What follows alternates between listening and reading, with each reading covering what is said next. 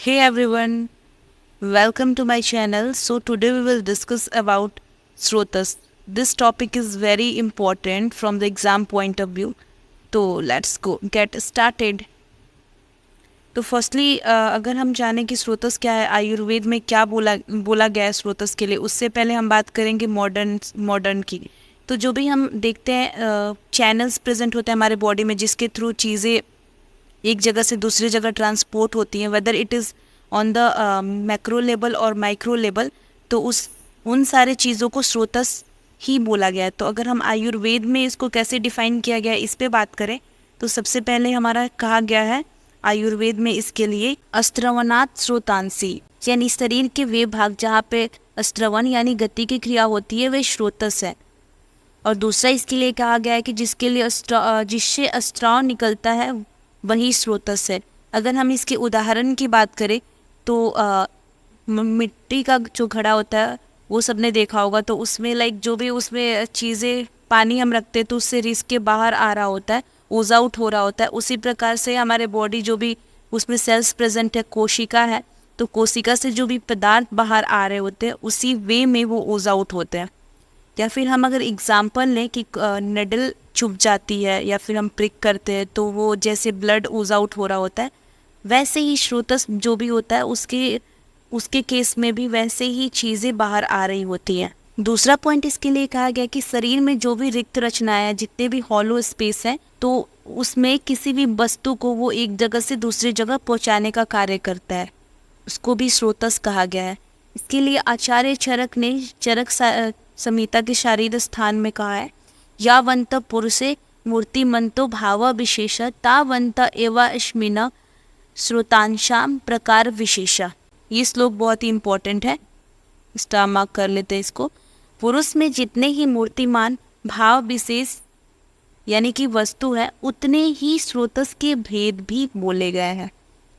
Next अगर बात करें तो चरक ने कहा है, श्रोतांसी खलु परिणामम श्रोतांसी खलु परिणामम आपद्यमानानाम धातूनाम अभिवाहिनी भवन्ति अयन अर्थेन। जैसे कि जो भी हम आहार खाते हैं हमारे बॉडी में अन्न जो होता है हम खाते हैं, उसके बाद से क्या होता है कि वो जठरा अग्नि की क्रिया होती है और वो धातुओं में निम्न धातुओं में कन्वर्ट हो जाता है। उस पर धातु अग्नि की क्रिया होने के बाद तो वो पर्टिकुलर अपने जगह पे जाता है जहाँ पे जो धातु बननी होती है वहाँ पे वो पहुँचता है। तो उसको अगर कैरी आउट करने के लिए जो सिस्टम इन्वॉल्व होता है, जो मार्ग जो उसको वहन करती है, उसके लिए जो सूक्ष्म अति सूक्ष्म मार्ग के बारे में बताया गया है वही स्रोतस होता है। यानी हम ऐसा मान सकते हैं कि हमारे शरीर में जहाँ जहाँ धातुएं होती हैं वहाँ स्रोतस अवश्य ही होने चाहिए। नेक्स्ट सुश्रुत का एक इम्पॉर्टेंट श्लोक है, सुश्रुत शारीर स्थान में उन्होंने बताया है, ये बहुत ही इम्पोर्टेंट है।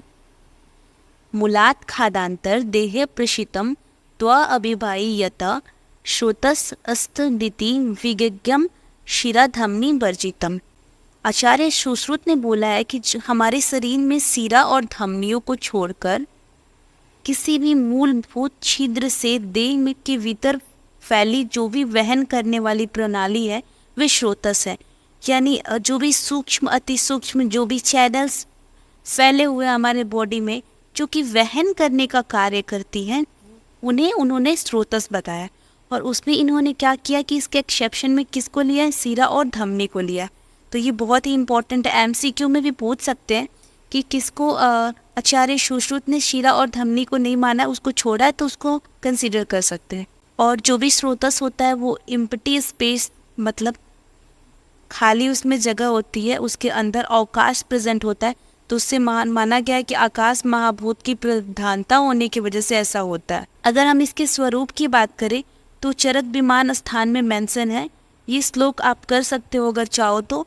अदरवाइज अगर ये दिखने में कैसा दिखता है हम इसको बता सकते हैं चरक के अकॉर्डिंग कि जिस धातु के जो स्रोतस होते हुए उस धातु की समान वर्ण वाले गोल मोटे सूक्ष्म आकृति में लंबी लता के समान होते हैं, अर्थात लताएं चारों तरफ फैलकर अपनी प्रशाखाओं में व्याप्त होती हैं। उसी प्रकार स्रोतस भी अपनी शाखाओं और प्रशाखाओं में व्याप्त होते हैं, ऐसा कहा गया। तो आप इसको मतलब पढ़ सकते हो और इफ़ यू वांट तो श्लोक भी कर सकते हो। अब हम जानेंगे कि स्रोतस जो है वो उसमें उसका कौन से महाभूत की अधिकता है। इसके बारे में अगर हम बात करें तो स्रोतस में, जैसा कि हम पहले भी देखे कि वो इम्पटी और हॉलो स्पेस होता है, तो इसमें आकाश महाभूत की प्रधानता है। अब next we will discuss about पर्याय। पर्याय का मतलब क्या होता है, सिनोनिम्स क्या है स्रोतस के। तो उसके लिए श्रोतांशी वर्ड यूज किया गया है, सीरा वर्ड यूज किया गया है, धमन्य यानी कि धमनी, रसायन्य, रसवाहिन्य, नाड्य, पंथान, मार्गा, इतने बहुत सारे वर्ड्स यूज़ किए गए हैं। तो उसमें से आप कोई भी लिख सकते हो। आशय भी बोल सकते हो, निकेताश्चेती भी बोल सकते हो, ये सारे वर्ड भी यूज़ कर सकते हो। तो इसमें से अगर पर्याय लिखने को पूछता है तो हमें जितने भी याद रहते हैं हम उनको बोल सकते हैं। अगर हम इसकी संख्या की बात करें तो ये बहुत ज़्यादा इंपॉर्टेंट है, ये एमसीक्यू में भी क्वेश्चंस इसमें डाल सकते हैं। तो आचार्य चरक के अकॉर्डिंग अगर बात करें तो कहा गया है कि स्रोतसों की संख्या 13 माने हैं, लेकिन आचार्य सुश्रुत ने स्रोतसों की संख्या कितने माने हैं, तो 22 माने हैं। इन्होंने, एक ने 13 और दूसरे ने 22। अगर आचार्य सुश्रुत की बात करें तो उनके अनुसार जो बहिमुख स्रोतस हैं वो 9 है पुरुषों में, और स्त्रियों में कितने हैं, 12 यानी कि 12। अब आते हैं हम कि स्रोतस के जो भेद हैं वे कैसे डिवाइड किए गए हैं, इस पे बात करते हैं। तो आचार्य चरक के अनुसार इसके 13 भेद माने हैं, ऐसा पहले भी देखा है। तो उसमें कौन कौन सा आता है, प्राण, उदक, अन्न, रस, रुधिर, मांस, मेद, अस्थि, मज्जा, शुक्र, मूत्र, पुरी, स्वेद, ये आते हैं 13 टाइप के स्रोतस। अगर आचार्य सुश्रुत की बात करें तो उन्होंने 11 भेद माने, और टोटल कितने स्रोतस माने, तो 22 स्रोतस माने, प्रत्येक 2-2 स्रोतस है, ठीक है, यानी 11 × 2 22। तो इन्हें योगवाही भी स्रोतस कहते हैं क्योंकि ये पेयर्स में प्रेजेंट होते हैं। तो यहाँ पे दिया गया है कितना, सेम ये आचार्य चरक ने जितने स्रोतस माने हैं उसी से मिलता जुलता है। उसमें क्या क्या एब्सेंट है, तो यहाँ पे जो है क्या कहते हैं, अस्थि नहीं है, और अस्थि के अलावा मज्जा, अस्थि और मज्जा एब्सेंट है, और मूत्र, श्वेत जो है वो भी एब्सेंट है। तो इसमें देखते हैं कौन कौन सा है। तो प्राण है, अन्न है, उदक है, रस, रक्त, मांस, अस्थि और मज्जा एब्सेंट है, मेद है, श्वेत नहीं है, मूत्र और पुरीस है, और शुक्र और एक आर्तव इसमें इंट्रोड्यूस हुआ है। तो ये आचार्य सुश्रुत ने माने हैं। आचार्य बागभट्ट के अनुसार 2 भेद उन्होंने माने हैं। तो इसमें कौन कौन सा है, आचार्य बागभट्ट ने कौन कौन से भेद माने हैं, तो उन्होंने 2 भेद माने हैं। दृश्य जो कि बाह्य के नाम से फेमस है, और अदृश्य जो कि आभ्यंतर, जो कि इंटरनल है। तो इसमें क्या है, जो चमअक्षु यानी आई से दिखाई देते हैं उन्हें बाह्य बोलते हैं। वे पुरुष में कितने, 9 है, और स्त्रियों में 12 है। और आभ्यंतर वे स्रोतस है जो कि चक्षुओं से दिखाई नहीं देते हैं, यानी कि अंदर की बात है, वो दिखती नहीं है, उसको माना है उन्होंने 13, जो कि आचार्य चरक ने बताया है। आचार्य चरक के अनुसार बहिमुख स्रोतस कौन कौन से हैं, श्रवण, नयन, वदन, प्राण, बुध, मेद्राणी, ये स्रोतस माने हैं। इन्होंने किसको कंसिडर किया, टोटल 9 है ना। तो 2 कान हो गए, 2 आँख हो गए, 1 मुंह हो गया, 2 नासा हो गए, 2 नस्ट्रिल, और गुद और मेड्र, ये कितने संख्या में है, ये टोटल हमारे 9 हो गए। अगर स्त्रियों की बात करें तो 12 माने। तो उसमें से 2 अस्तन और 1 आत्रव जो कि इंट्रोड्यूस हुआ है, और बाकी जो पुरुषों में थे वही इसमें भी रहेंगे। This table is very very important, और इसे आप जितने चाहे स्टार मार्क लगा लो, ये टेबल बहुत ज़्यादा इम्पोर्टेंट है। This table is very very important, आप इसे चाहो जितने स्टार मार्क लगा लो, ये टेबल बहुत ज़्यादा इम्पोर्टेंट है। इसमें दिए गए हैं स्रोतसों के नाम और इसके स्थान कहाँ कहाँ गए हैं, तो कहाँ कहाँ प्रेजेंट है, ये इसके बारे में बताया गया आचार्य चरक और सुश्रुत के अकॉर्डिंग। तो जो प्राणवाय स्रोतस है उसके लिए कहा गया है हृदय और महास्रोतस जो स्थान है वो चरक के अकॉर्डिंग है। और आचार्य सुश्रुत ने बोला है कि हृदय और रस वाहिनी धमनियाँ। उदक व श्रोदक, उदक का मतलब होता है जल, तो तालु और क्लोम बताया, और सुश्रुत ने भी सेम ही कहा है, तालु और क्लोम। अन्वय स्रोतस में बोला गया है, अन्वय स्रोतस में क्या कहा गया है, अमाश्य और वाम पार्श्व, और सुश्रुत ने बोला है अमाश्य अनवानी धमनिया, ये इन्होंने कहा है। रश्व स्रोतस में कहा गया है कि हृदय और रश्व धमनिया, ये चरक ने बोला है, और इन्होंने बोला है हृदय और रसवाहिनी धमनिया।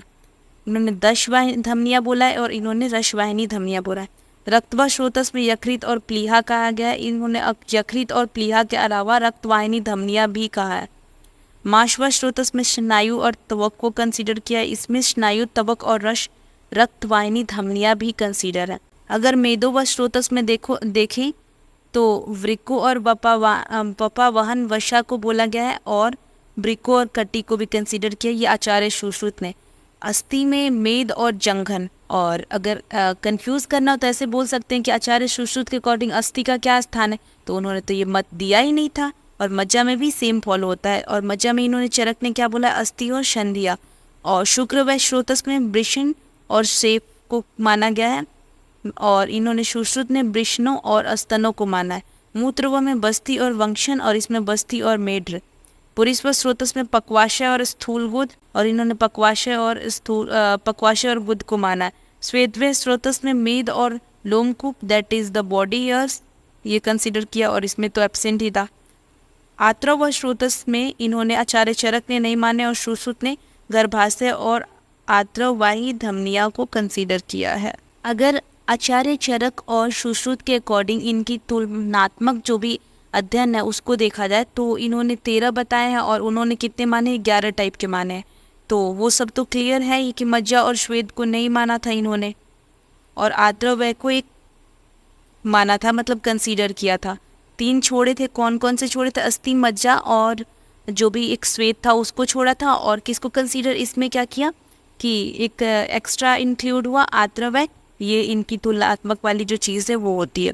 अब नाउ अगर हम इसकी समान कार्य के बारे में बात करें कि ये बेसिकली करता क्या है, तो उसके लिए भी इनके अकॉर्डिंग जो भी है श्रवण करने का कार्य करता है। अगर हम इसमें कार्य की बात करें, सामान्य कार्य इसके क्या होते हैं, तो श्रवण करने का कार्य हमने देख ही लिया पहले ही, श्रवणात् श्रोतांसी। और उसके अलावा धातुओं को एक स्थान से दूसरे स्थान पर पहुँचाना, और शरीर स्तर भावों का पोषण करना जिससे कि वे क्षीण नहीं होते हैं, ये इसका हो गया। स्रोतस की प्रकृति अस्त रहने से शरीर स्वस्थ रहता है, और मलों का वहन भी ये करके बाहर निकालता है। इतने सारे कामों को ये करता है। और बाकी अगर हम ऐसे देखें तो इसको पॉइंट्स बना के हम लिख सकते हैं कि फर्स्ट जो पॉइंट है ये बहुत इंपॉर्टेंट है, ग्रहण करना टू स्टोर, श्रवण करना टू सिक्रेट, शोषण करना टू एब्जॉर्ब, वहन करना टू कैरी, निःसरण करना टू एलिमिनेट, पाचन करना टू डाइजेस्ट। ऐसे हम इसको पढ़ के याद कर सकते हैं, ठीक है। बाकी अगर हम देखें कि स्रोतसों की दुष्टि के समान हेतु क्या है, हेतु मतलब आप समझते हो कारण को कहा गया हेतु, कि किस वजह से जो भी हमारे स्रोतस होते हैं वो दुष्ट होते हैं, उनमें विकृति आती है, वो दुष्ट क्यों होते हैं, स्रोतस दुष्ट क्यों होते हैं, इसके बारे में आचार्य चरक ने विमान स्थान में कहा गया है। आहारस्य विहारस्य यह स्यात् दोष गुणे क्षमा धातु विगुण शापी स्रोतसाम सप्रदूषक। यानी जो भी आहार विहार दोष के गुण के समान होते हैं, अर्थात उन्हें बढ़ाने वाले होते हैं, और धातुओं के गुण के विगुण होते हैं, वे अर्थात विरोध करने वाले होते हैं, वे सभी आहार विहार स्रोतसों को दूषित करते हैं, ऐसा उन्होंने कहा गया।